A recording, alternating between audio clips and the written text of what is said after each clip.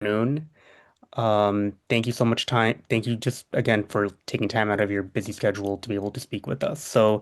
Course. Uh, the content of today's talk, I wanted to talk about number one, your experience in the Gaza Humanitarian Foundation, your military experience, along with, you know, your takes and of where you feel like U.S. foreign policy is going to be affected not only by our actions in Gaza, but overall how this is going to be affecting not just U.S. power, but also multilateral institutions, along with traditional U.S. adversaries.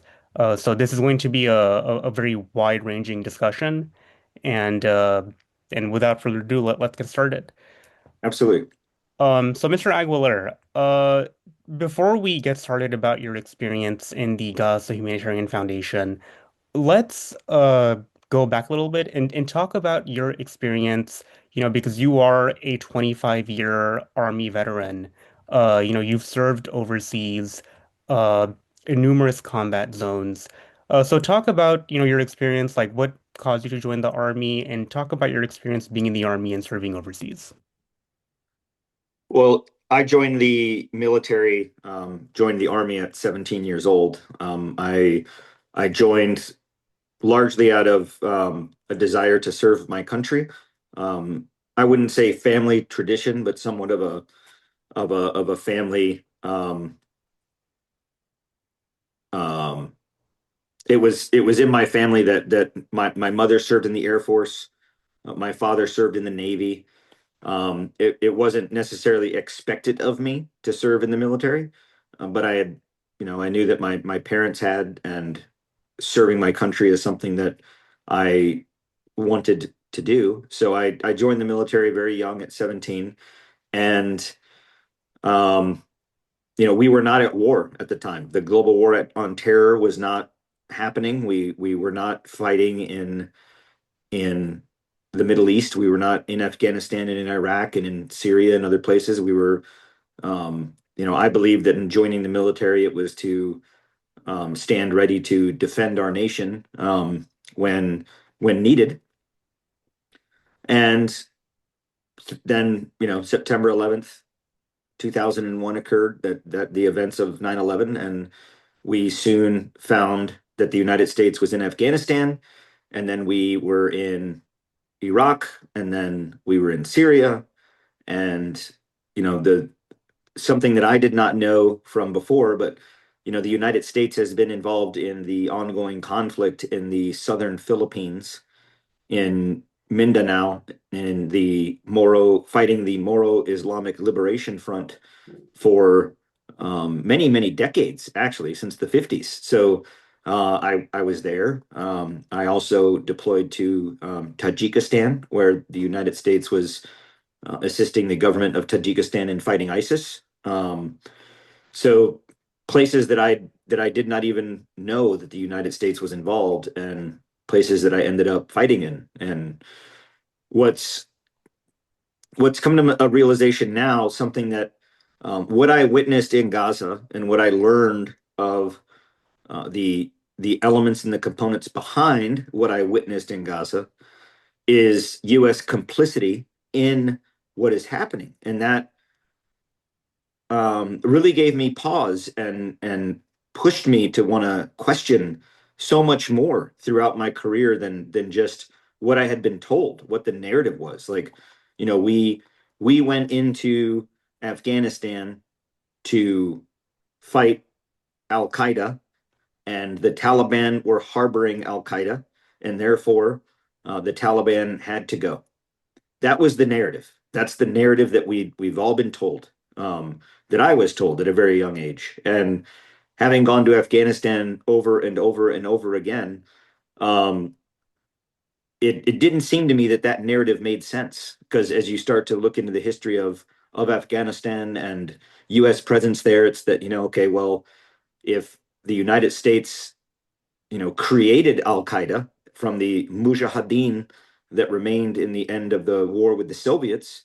And that organization, led by Osama bin Laden, came to the United States and said, "Hey, we will you created us to fight the Soviets, put us in power in Afghanistan. And the United States said no and turned this Mujahideen elemental organization into extremists by our failed foreign policy.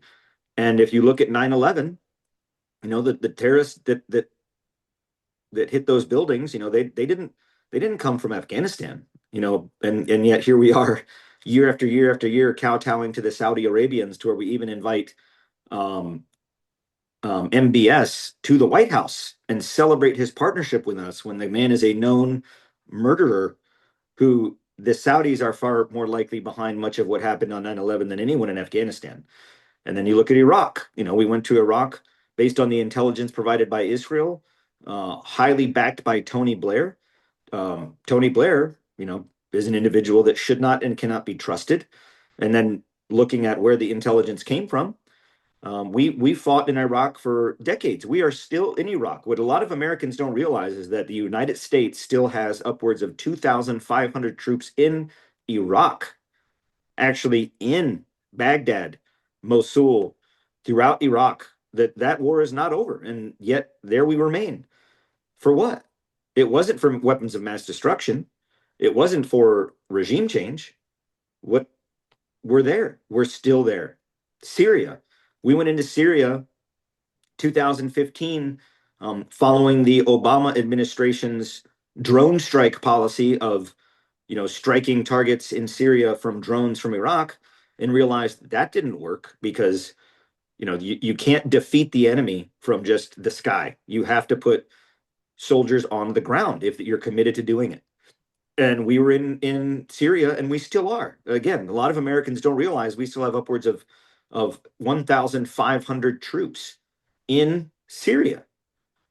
So the wars that we've been fighting, I've come to realize, were not wars of security, or wars of American freedom, or wars of protecting democracy, or wars of protecting the homeland. They're wars of conquest, wars of imperialism, wars of failed foreign policy, wars of catastrophe, because American leadership that fails to understand the long-term consequences of short-sighted actions.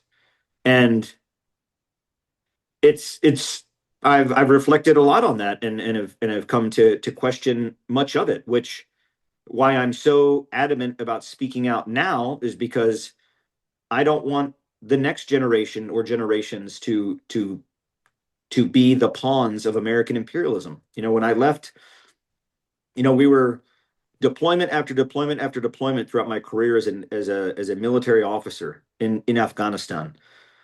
In the summer of 2021, and again, it comes back to kind of reflect on what we just experienced in Washington D.C., which I also have some thoughts about. But um, when we left Afghanistan in August of 2021, we the United States generals, the people in charge of Afghanistan, for years whitewashed and sugarcoated the reports coming from us in the field, those that were on the front lines, saying that, this is failing.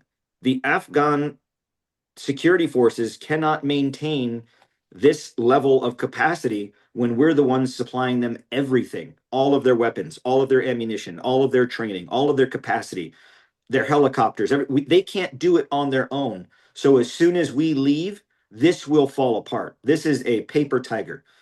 No, no, don't. We're not gonna. This is an overwhelming success. And then eventually, when we left, we didn't leave on our terms. We left on political terms. And when we left, the Taliban took over very quickly. Remember, the U.S. assessment from the general officers and all the three-letter agencies would it would take the Taliban months or years to reconstitute before they ever had the ability to be offensive. And then by that point, the Afghan security forces would be capable on their own to stop it. And that was so far from the reality. The Taliban took control within days, within hours and days, and then within a very few short weeks, had control of all of Afghanistan. And when we were leaving, from the Hamid Karzai International Airport, leaving the this United States position of we don't negotiate with terrorists. Well, we do because we negotiated with the Taliban to leave Afghanistan with without leaving in embarrassment of having a US C-17 shot out of the sky or all of Hamid Karzai International Airport taken over. In the late days before we left, the Taliban were providing security outside of the airport for the United States. United States general officer, the general officer in charge, Major General Chris Donahue, the guy in charge on the ground, had to negotiate and coordinate daily with the Taliban for security around the airfield. And when we left, we had to make concessions with them. We left them money, we left them equipment, we left them munitions, we left them things as part of the agreement for them to allow us to leave without being overrun. So I witnessed that, and being there and seeing this happen, it seriously caused me to question a lot of things. And I'm now seeing the same thing what happened in Gaza and what it potentially could mean for the United States is very frightening. It's very concerning to me. So, you're talking about your experience, being in the military and having seen all aspects of US foreign policy. Uh which actually does beg the question. How did you get involved in the Gaza Humanitarian Foundation? Was it an ad? What was it a phone call that you got? So I retired from the active duty service in March of this year. So months ago, I just retired. I was not seeking government employment. I was not seeking contract work. I was not seeking mercenary type work. Was not something that I was seeking. I had never heard of the Gaza Humanitarian Foundation. I had never heard of UG Solutions. On May 13th, I received a phone call from UG Solutions.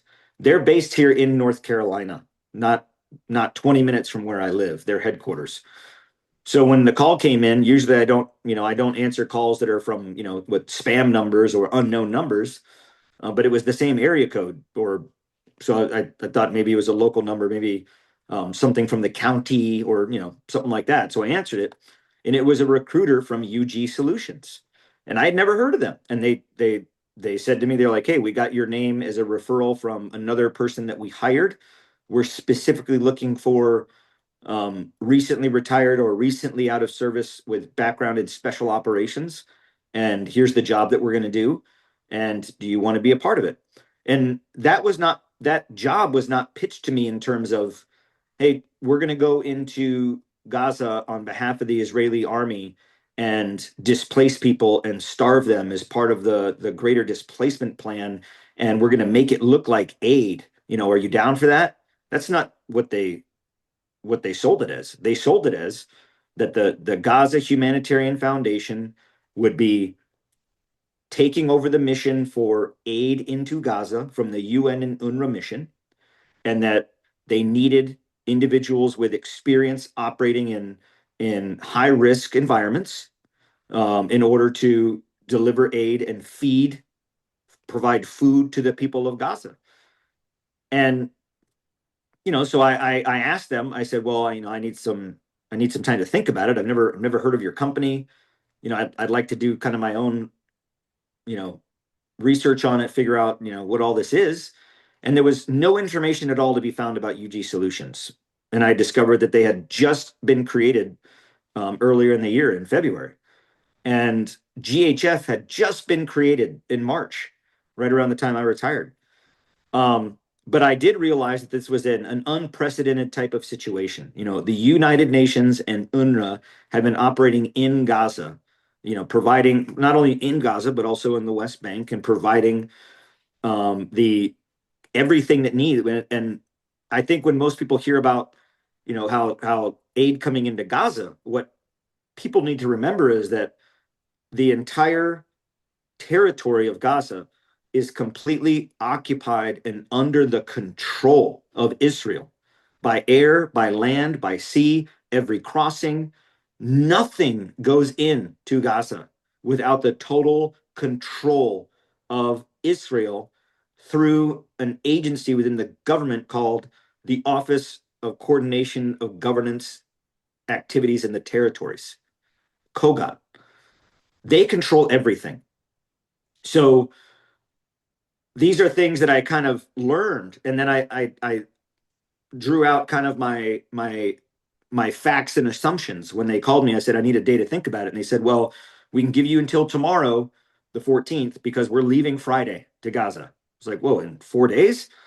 So it was very haphazardly thrown together, and I realized that. But then I basically made a list of what I knew that the Palestinians in Gaza are starving. That's a fact.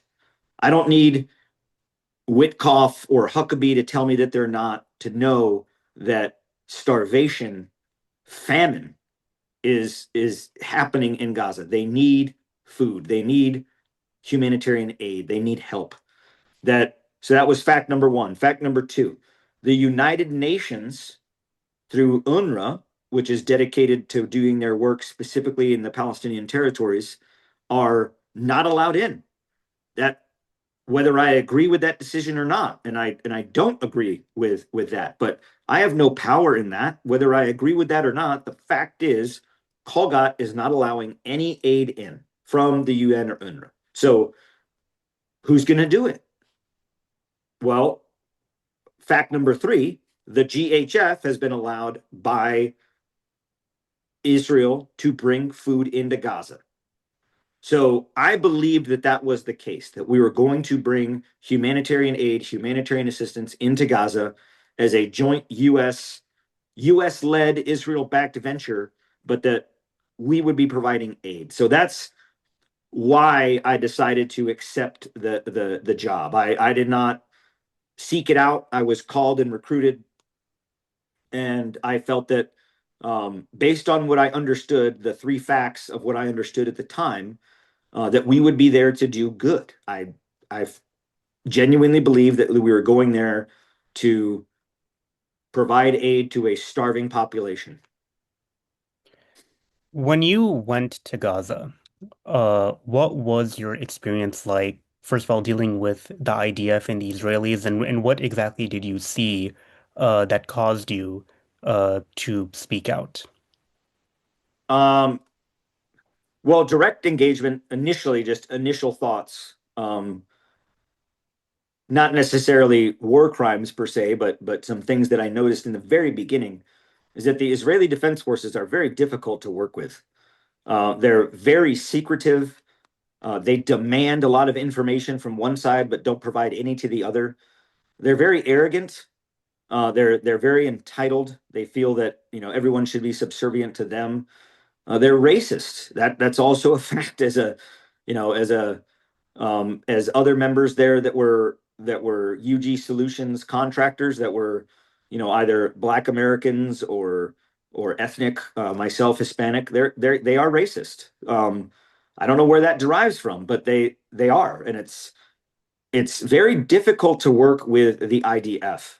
Um, Now, on the 24th of May, when I first went into Gaza, the first day into Gaza, and what I noticed and what I saw, um, was without question, the the presence of war crimes. In the international humanitarian law, the Geneva Convention codifies behavior in war. It lays out the um, the laws and the rules that dictate conflict. And when people say, "Oh, it's war, there's no rules," well, that's not true. That's a complete utter lie. There are rules, and they're codified in the laws of armed conflict, the LOAC, the laws of land warfare, the Geneva Convention. And one thing to consider in the Geneva Convention is a very important category called proportionality. In that, let's say there's someone in a hospital and I someone shot at me with a small caliber rifle from a hospital, and then I respond by dropping a bomb and leveling the entire hospital. Well, that's improportionate. That's not rational. That doesn't make sense. Um, so in that case, in looking in something like that, um, the proportionality is evident that Israel has taken no steps towards proportionality. Look at Gaza. Gaza remains in 50 55 million tons of rubble. 96% of the inhabitable area or places to live are severely destroyed or gone. 76% of the hospitals, over 80% now, of the hospitals are destroyed and gone. And the other 20% remaining are operating at a very limited capacity. Water procurement, sewage, schools, mosques, gone, destroyed. It's far beyond proportionality, which is a war crime. And so those were my initial concerns going into where, okay, the IDF is doing this. I'm not, remember, I was not there as part of the US military. I was not there as part of a US government contract. I was there as an independent contractor contracted by UG Solutions to provide food into Gaza. So what the IDF were doing, very concerning to me, and I took notes, but it was something that was largely out of my control.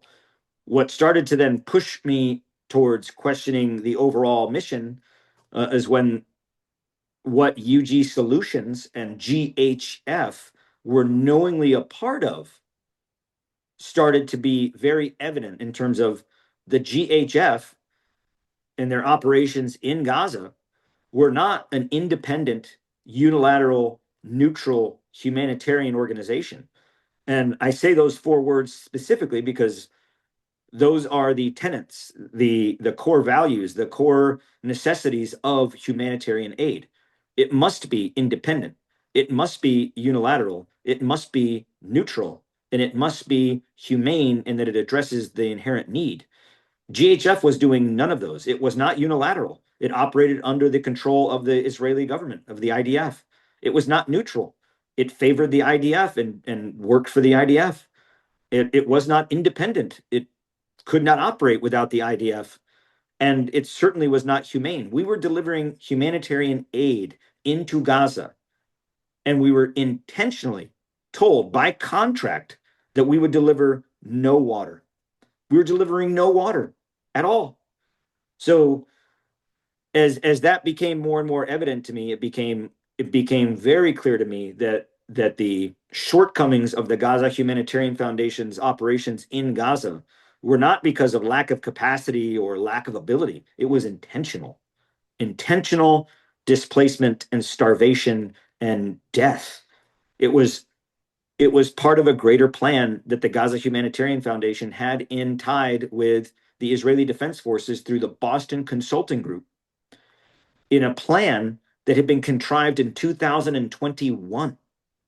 So anyone that says, well, it's all about October 7th, 2023, I I call that disingenuous and a lie because the Boston Consulting Group had plans laid for this intervention and the future of the Gaza rebuilding since 2021. Someone explain that, and they can't. So obviously, what you are describing in and of itself is very disturbing, in its entirety. Uh, when you were there, because you have spoken about uh actions taken by the IDF against Palestinian civilians, you yourself have spoken about running into a Palestinian girl who told you directly that y'all were failing in y'all's mission. You know, t talk to me about your interactions with ordinary Gazans. My my heart and my soul will forever be touched and changed from the Palestinians that I met face to face. thousands. First of all, we'll just start at the superficial level. Thousands of Palestinians that I came into contact with, for because I worked at distribution site 1, 2, 3, and 4, and traveled between all of those sites with a pretty large movement having to go to the north to Netzarim to the Netzarim. So I saw a lot of Gaza, and I saw a lot of Palestinians, and never was a single Palestinian armed, not one. Out of the hundreds and thousands that I saw and came across directly, either hugged them or high-fived them or shook their hand or helped them pick up food or greeted them, not one was ever armed. Not one ever demonstrated a hostile intent. Not one ever was angry or upset or was violent towards us in any way. Um, they human beings is human beings who are mothers and fathers and children and sons and daughters who are living in a very bad situation, and the situation is by design. The famine, it's man-made. It's implemented by the IDF. The genocide that is occurring, this is man-made. This is intentional. Things that don't have to be this way. And if if the Palestinians were so violent and so hated Americans and hated Western values and hated Israel, I sure didn't see it. And I saw a lot of Palestinians. I spent more time in more of Gaza than anyone from the IDF. When the IDF are deployed, they're either deployed into the south and they stay there and they don't really engage with anybody. They just shoot at them, or they're deployed to the north into the north of the Netzarim corridor into Gaza City as a combat force, but they don't see much of else of Gaza. They see just that one part. Um, I met hundreds of thousands of Palestinians, and not once was I ever intimidated, felt fearful, felt in fear for my life. In fact, I felt safe with the Palestinians. And um, the young girl Basma that I met at site number 4 on in June, um, every right to feel that way. And that, to me, that's not anger. That's not, well, it's anger, but it's not directed in terms of violence towards us in any way. It's anger, which absolutely should be angry for, if you, and this, my engagement with her actually opened up my eyes to a lot of my involvement in deploying to Iraq and Afghanistan and other places. And that she's there. She was like, here, you have this distribution site that you built where you flattened everything. You destroyed the earth, you flattened it, you raised everything, and you built this site here. Because where these sites were built, these flat sites with these dirt berms, they weren't there naturally. They weren't part of the landscape. They weren't like areas that were undeveloped that they built these on. They leveled and destroyed houses and neighborhoods to put these sites in. So to level someone's home or their school or a mosque or a hospital, to build these sites that then didn't service or feed the population, they were a complete failure. To have that insult rubbed in your face as a Palestinian, to where you're you're forced to beg for food. Remember, it wasn't that this famine isn't caused by a natural disaster, an earthquake or a landslide or a typhoon or something, a tsunami, or a failed crops or anything like that. This is a man-made, controlled famine. There are thousands and thousands and thousands of trucks and enough food to feed the population 20 times over, sitting right outside the gates that Israel controls. So to be forced to beg for food, to be shot at and be put in danger to get a mere scrap of food, and then to go and have to get it, to beg for this food on the very ground that your own house once stood. I think to myself, as a human being, as an American in my home, that if an occupational force came in and punished everybody collective punishment and destroyed my house and killed my family. And years into this, they're like, oh, well, now we're going to feed you. And I have to come back to the same spot where my house once stood that's leveled to get to beg for food. Yeah, I'd be angry. I'd be very angry. And when you think about that at a grander scale to where, you know, the Palestinian anger and Palestinian resentment is because everything has been taken. They have never had the opportunity of sovereignty or self-identity or the ability to govern. This whole idea of that, well, they elected Hamas into power and it's their fault. That's that again, another disingenuous, categorically false argument. Israel has never allowed Gaza to be free and have self identity and self governance. They've always controlled it. Um, but even amidst that, where they told us that the first day going in, oh, you better protect yourself. If you see a threat, you shoot and shoot to kill because they're going to want to kidnap you and use you as propaganda. Well, on the very first day of distribution, on the 26th of May, at site number one, the IDF could not control the crowd and just released the entire starving crowd at one time. 34,000 starving Palestinians rushed to this site, and we only had one site open. And there were only about 20 of us armed contractors. 34,000 people. They could have kidnapped us, killed us, ripped us from limb to limb if there was malintent or they wanted to hurt us or they wanted to kidnap us. And none of that happened. They didn't even touch us. They wanted food. And they were lied to.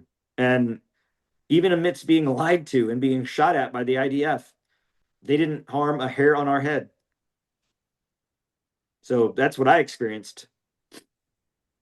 We just got news, just a few days ago that the GHF has officially shut down, if that is the right word.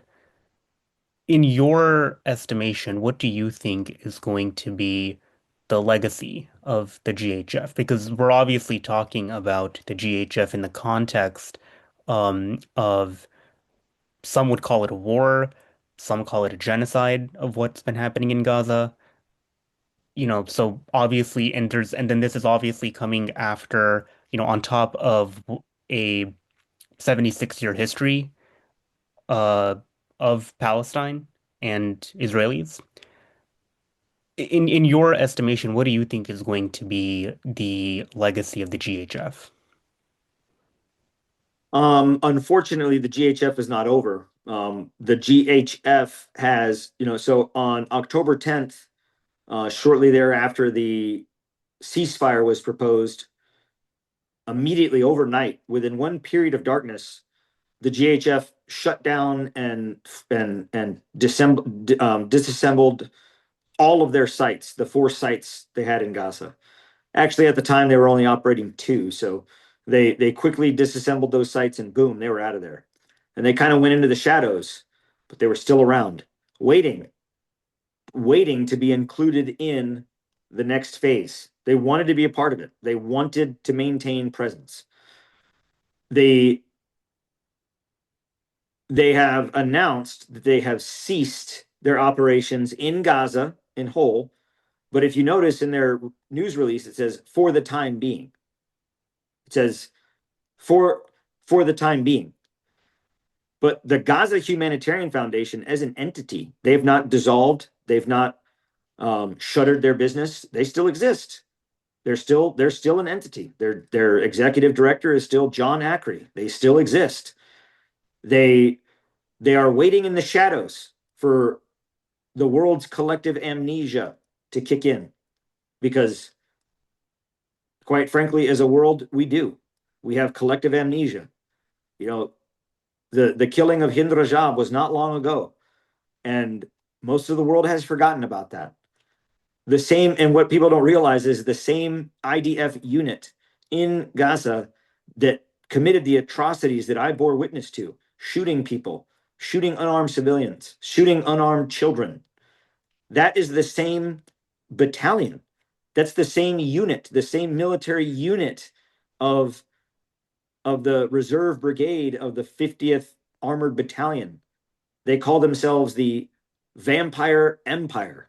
That unit that killed Hind Rajab and then tried to lie about it and cover it up are the same unit that was deployed to and at these sites. Yet the world forgets. The GHF still exists. What's happening right now as we speak, UG Solutions is actively recruiting up to 1,000 armed contractors to go into Gaza in by mid-December to set up 15 sites. 15 sites.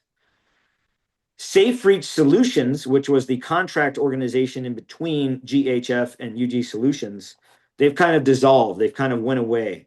And this new company stood up called Q2 Impact. And they got donorship, sponsorship of $7 million to set up.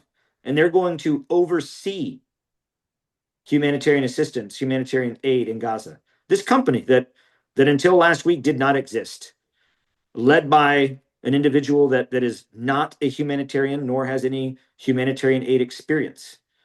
And they're now going to be operating in Gaza. UG Solutions and the Infidels Motorcycle Club will still be operating in Gaza.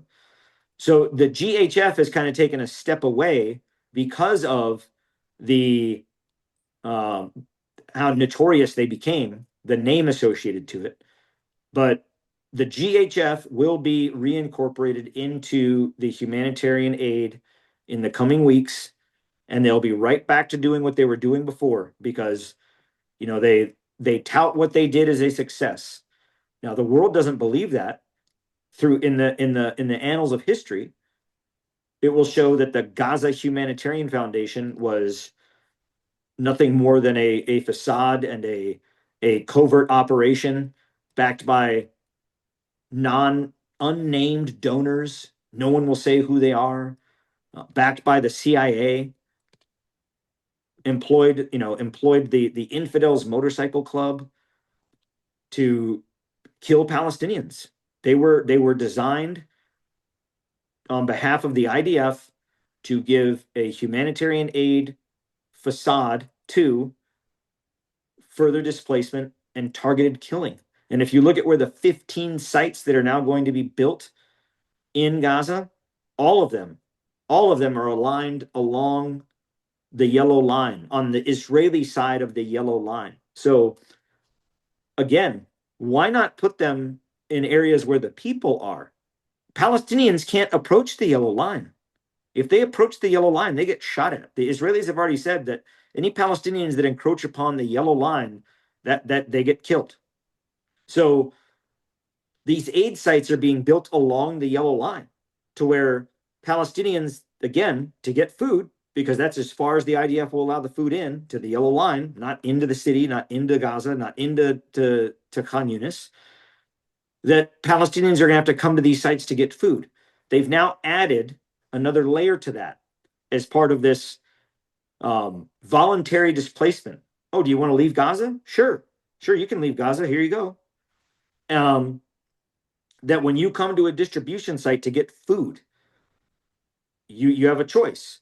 Either you get food or you don't. If you want food, you have to agree to biometric enrollment. So on site, they have these biometric enrollment devices. They're made by a company called Crossmatch. It's the Seek 2 biometric enrollment device. And it's about the size of a shoebox. I can carry one in my hand. And on that, you can do a full hand scan, fingerprint, thumbprint, palm print, iris scan, take a photo of it within 20 seconds. And immediately that all gets uploaded into a database through Starlink that then gets fed to Kogat instantly. And that was always the plan. So now they're going to implement that further to where the Palestinians that have survived this conflict thus far, well, if you want to eat, if you want food, you have to come to the yellow line. And if you want food, you have to be biometrically enrolled. Those are the conditions. Um, it's evil. It is a violation of international humanitarian law. It is a violation of the Geneva Convention and the protocols of the Fourth Protocol. It is a violation of every aspect of humanitarianism. And what's sad is that the United States is backing it, funding it, championing it, and asking and acting as if this is a great idea. And I'm here to tell the world, and I will continue to tell the world that this is a Trojan horse of evil. We will see, as we saw from the GHF operating before, thousands of Palestinians killed outside of their sites. And they only had 4 sites with 2 running at one time. What's going to happen with 15 sites? Thousands will die. Thousands. We will see this play out again. And at this point, I don't know what we can do about it. What every person that cares should demand from their congressman, from either their state or federal, to call this out, to put an end to this. Thousands will die. So that actually leads into my next question because, you're talking about how this new, what you would call surveillance technology, if that is the right word, has been used against people in Gaza. We have also seen new technologies, whether it's the rise of AI, or whether it's the state of multilateral institutions declining. How do you think that this is going to be affecting not just Gaza, but foreign policy and future conflicts all over the world? Do you think that this is setting a dangerous precedent going forward for this to be used by other countries? It is a very dangerous precedent. It is an existential threat to diplomacy. It is an existential threat to security. Imagine anywhere in the world where there's natural disaster or suffering or wide scale displacement and death. Here comes the cavalry bringing in humanitarian aid. Oh, but in order to receive it, you have to be biometrically enrolled into this information, or into this database, or they build sites that are designed as a modern day technological village, so to speak, to where every movement is captured in full motion video facial recognition software. That's what they used on the sites in Gaza. The sites that the GHF was running in Gaza, all 4 of them, each site equipped with six full motion color high definition um, um, biometric capture cameras, like facial recognition software, movement software, um, AI software to determine movement patterns and numbers of people, and building these databases simultaneously with the on the ground collection of biometrics. It's um, humanitarian assistance and humanitarian aid must must be independent and unilateral, neutral, and humanitarian. There should be no quid pro quo to receiving food. So turning this, again, look at USAID is gone. USAID doesn't exist anymore. What mechanism does the United States have now to address wide scale catastrophe and disaster? We don't. So the answer to that is going to be private companies. Just like we saw in the days in Iraq when we weren't prepared for the level of commitment it was going to take by troops. We thought we went into Iraq, oh, mission accomplished. And then we realized, well, now we have an insurgency on our hands and we don't have enough troops trained or at the ready to go. So what did we do? We outsourced it to private companies, Blackwater, Triple Canopy, all of these paramilitary forces. That is exactly what humanitarian aid is going to become. Well, it's become that already. Paramilitary doing humanitarian aid for profit. But when you do that, some people might say, well, yeah, capitalism, do it at a profit, it'll get better. No, that's not true. Because when you do humanitarian aid as a profit, you have a boss. You have someone that you have a contract with. And if you look at those contracts are either going to be, with the government that's part of the occupation or part of the oppression, or private entities that have an inherent interest in that land or in that area. The private donors that backed the Gaza Humanitarian Foundation, do you think any of them had an iota of care for humanitarian aid or to feed people or for Palestinians? No, they were backing it because the idea was that the GHF would then take over. Well, now you then control the land. The people that backed the GHF invested in the GHF because they saw it as an investment in real estate. That's all this is, from Witkoff to Kushner to GHF and everybody involved. It was a real estate venture, but it's you can't go into Gaza and just say, oh, we're just going to start taking land overtly. You have to give it camouflage. You have to give it a facade. And humanitarian aid is the perfect way to do that. It puts you in the territory, it gives you control of the land. You have private investors, and you say, oh, we can't tell you who they are because they want to remain anonymous. And then, sure enough, mark my words, if you look at what will happen in Gaza in the next year, the companies you're going to see start popping up with this vested interest in Gaza as part of this reconstruction are going to be Western European nations, Eastern European nations, North American um, businesses that are that have a long history of natural gas, oil, rare earth minerals, real estate.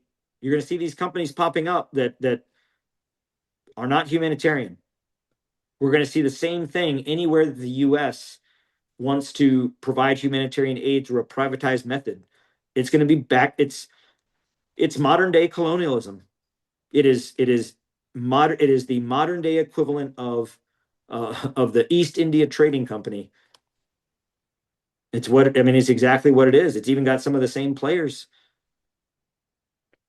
In your estimation, and this will be the final question before we wrap up, what do you think needs to happen to either put a stop to this, as what you say is a threat, or at the very least keep it constrained? What, in your estimation, needs to happen, and what can regular people do?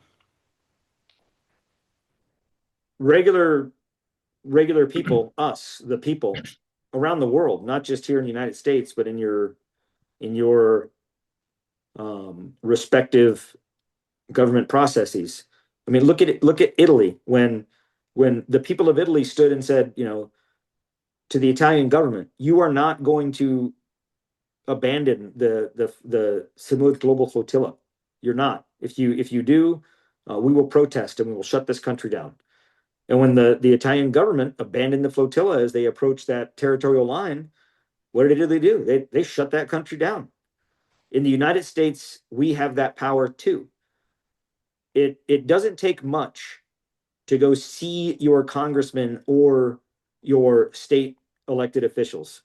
Anywhere you live, no matter, you don't have to go to Washington, D.C., but phone calls, emails, I mean that's doing something. It's not effective. They don't read them, they don't answer them.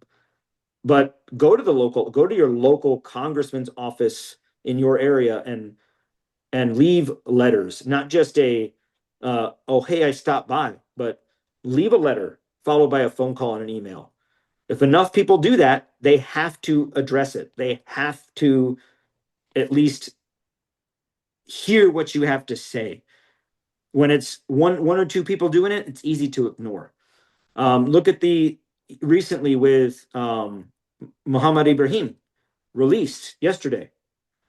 That didn't just happen because Israel decided to come to its good graces. That didn't happen because Ambassador Huckabee or Marco Rubio chose right over wrong. That happened because enough people in the United States pressured their congressman. This young boy is from Florida.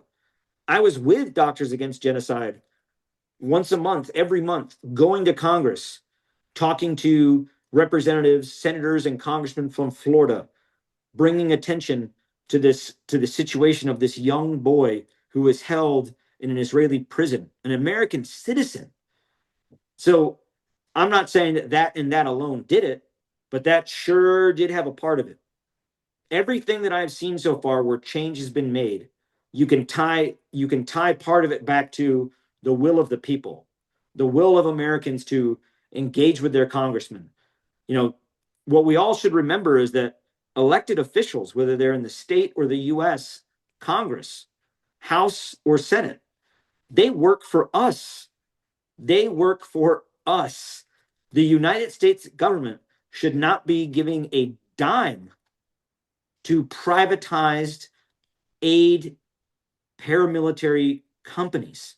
Not a dime. And if no one calls them out on it, it'll continue to happen. But enough people bring it to attention. So what I would say is be engaged. If posting on social media, I mean that's something. It doesn't really do much. The people that have the ability to change it won't change anything if they're not pressured to do it. Most politicians realize that if they just stay the course with where they're at, they'll stay in power. We need to show them that that's not the case. You will be removed. You will be fired by through voting. We don't need term limits in this country because we have votes every 2 years and every 4 years. That's our term limit restriction. Voting. So making local congressmen, but also federal level going. If you have the means and the ability. When I was in D.C. Last week, um, people people showed up for this remove the regime rally, and people got charter buses, people all the way out from Arizona. People got like a all fund crowdsourced, funded in. Everybody threw in some money, and they had like an armada of charter buses that came from Arizona. So it doesn't take much to go to the Capitol for a day. You don't have to have a special pass. You don't have to have permission. You don't even have to be dressed nice to walk into the halls of Congress and knock on your congressman's door. Knock, knock. Hey, we're here from Littletown, USA. We want to talk to our congressman. And oh, by the way, there's 15 of us here. You gonna tell us all no? They'll see you. Mr. Aguilar, where can people find your work, and what are three books that you would recommend? Um, One book that I would highly recommend that um, it's not a new book, but it's called Caste. I have it right here actually. Um,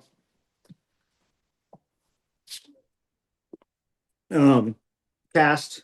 It's called the origins of our discontent, and it talks about caste systems. And if you look at how not only in the in what we think of post-colonial caste system nations like India, but this what she talks about in here is also very much what we see um, in um, in Gaza with Palestinians. There's very much this artificial enforced caste system of who has a voice and who doesn't. So this one's just really good for you know in informative.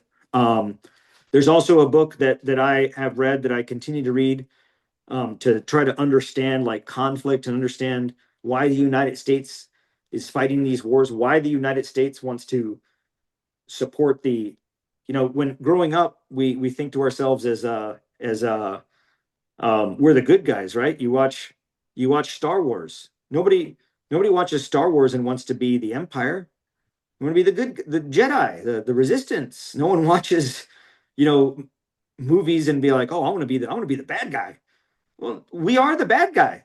Like in this situation with Gaza, in the side that we're taking, we're the bad guys. We're the Empire. And the so another good book I would recommend is Chris Hedges. book. He's pretty well known on social media. He's a renowned author, but his book War is a Purpose That or War is a Purpose That Gives Us Meaning. And he examines all kinds of different conflicts, and it's uh it's very good. And then um let's see, another one I would recommend.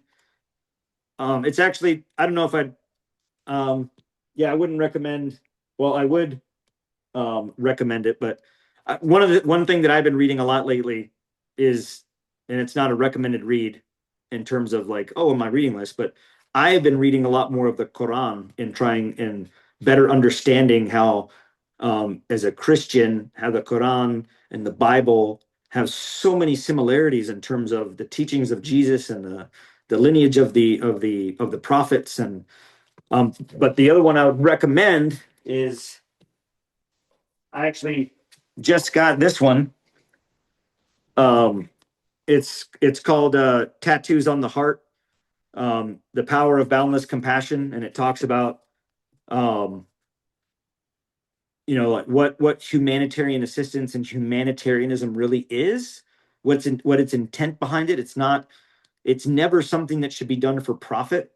It's never something that should be done for an ulterior motive other than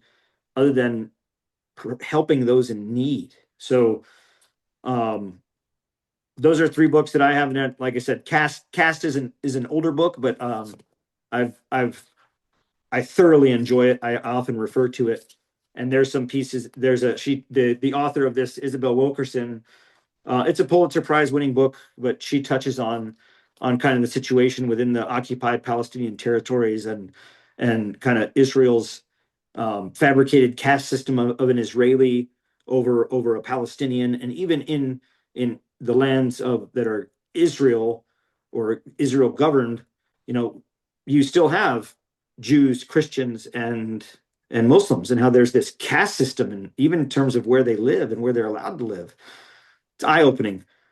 In terms of where to follow my work, I don't have any social media of my own, but anywhere out there, you can go to Instagram, TikTok, YouTube, whatever social media platforms are out there. And if you just type in my name, you'll see um, different cuts of things that come up, from Tucker Carlson to Democracy Now to um, 60 Minutes, France 24, documented they did. There's a documentary recently that came out by Al Jazeera English. It's from one of their programs called Fault Lines, and the specific episode is the killing fields. That's a documentary about these GHF aid sites. I'd highly recommend that one. That one's very informative of the inner workings of these distribution sites. Um, so yeah, I'm pretty much on any social media platform. If you just type in, Anthony Aguilar, GHF, you'll get a ton of stuff that comes up. Lieutenant Colonel Anthony Aguilar, thank you so much for joining us.